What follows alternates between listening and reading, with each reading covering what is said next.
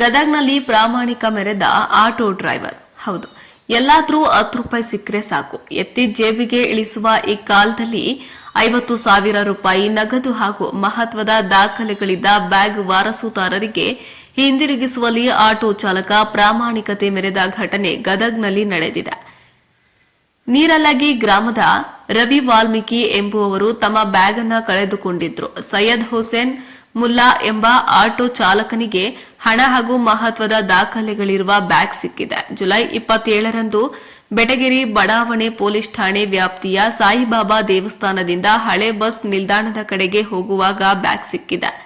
ಇದನ್ನು ಗಮನಿಸಿದ ಆಟೋ ಚಾಲಕ ಸೈಯದ್ ಬೆಟಗೇರಿ ಬಡಾವಣೆ ಪೊಲೀಸ್ ಠಾಣೆಗೆ ನೀಡುವ ಮೂಲಕ ತಮ್ಮ ಪ್ರಾಮಾಣಿಕತೆಯನ್ನ ಮೆರೆದಿದ್ರು.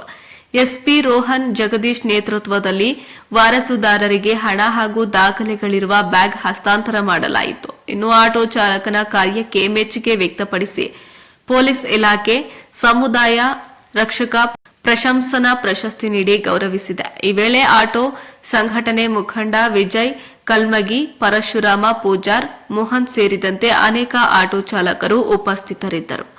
ಕ್ಯಾಮರಾಮನ್ ಜಗದೀಶ್ ಜೊತೆ ಅಶೋಕ ಹೂಗಾರ, ಗದಗ. ನಿಮ್ ಕೈಯಲ್ಲಿ ಯು ಆರ್ ದಟ್ ಪರ್ಸನ್. ಅವ್ರಿಗೆ ಕೊಡಿ, ಬ್ಯಾಗ್ ಕೊಡಿ, ತೆಗೆದುಕೊಡೋದು ಇಲ್ಲ ನೋಡಿ. ಇವ್ರಿದಾರಲ್ಲ, ಇವರೇ ಕೊಡ್ಬೇಕು. ನಾನು ನಿಮ್ ಜೊತೆ ಬಂದು ನಿಂತ್ಕೊಂತೀನಿ. ಓಕೆ, ಕರೆಕ್ಟ್ ಇದೆಯಾ? ಎಲ್ಲ ಕರೆಕ್ಟ್ ಇದೆ sir. Very good, very good. ಕೊಡಿ, ನಾನು ನಿಮ್ ಜೊತೆ ನೀವು ಬರ್ತೀನಿ.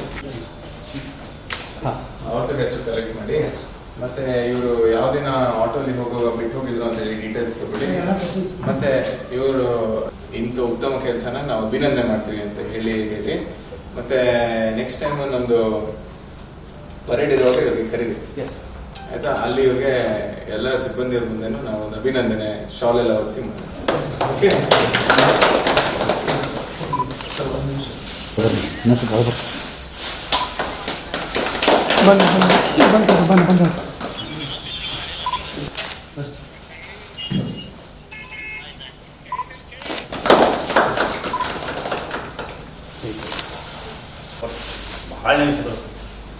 ದೇವ್ರ ದೊಡ್ಡವನು, ದೇವ್ರ ನಮ್ಗೆ ಸಾಯ್ತಾರೆ.